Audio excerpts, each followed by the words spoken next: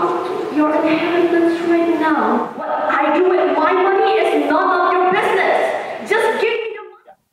Hello everyone, my name is Laura and I'm from class 11 Social Studies 1. My first impression of this event would be that this event is very exciting. However, I didn't expect that I'd be here today, so I'm quite proud and flabbergasted of myself. Since I'm already here, even though I initially joined for fun, I'm gonna try my best to win with all the supports of my family and my friends. Thank you.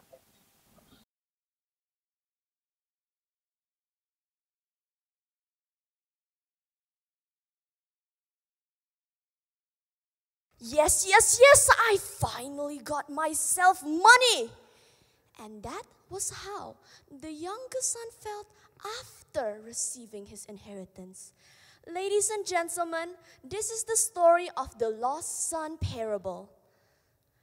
There were once a son that lived with his father and his brother. His father had been wealthy enough to give them both very, very comfortable lives. Everything was provided, and their father loved them very much. However, the youngest son was not content with this. So he thought to himself, what if I ask my father for the inheritance? So he did. But he didn't just ask his father, no. He demanded it.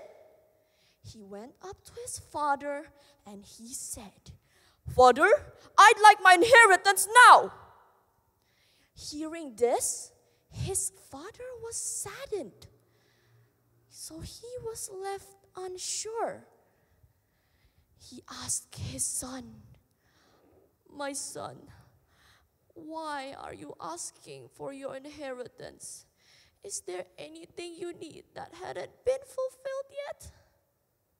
But just hearing this, the son was angered. He replied back to his father, What I do with my money is none of your business. It's supposed to be mine anyway, so just give it to me.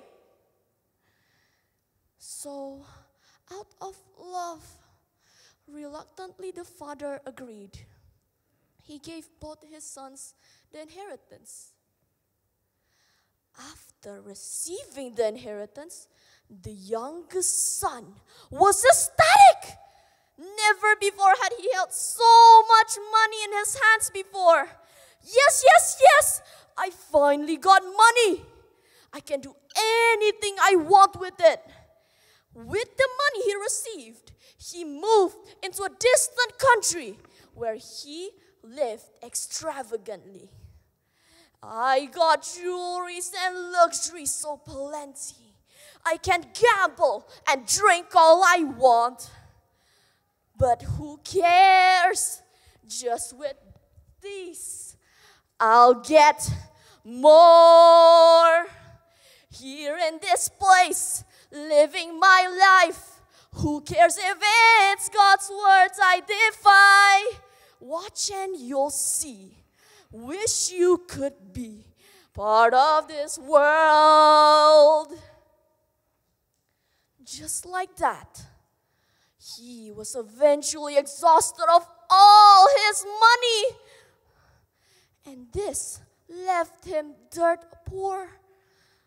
During this, a great famine purged the land, causing hunger to all around. And of course, with no money, he couldn't buy himself any food. And this left him starving, begging for his life. And out of desperation, he then began working as a swineherd who came to envy the pigs who got fed every single day. He even considered eating the pigs' food.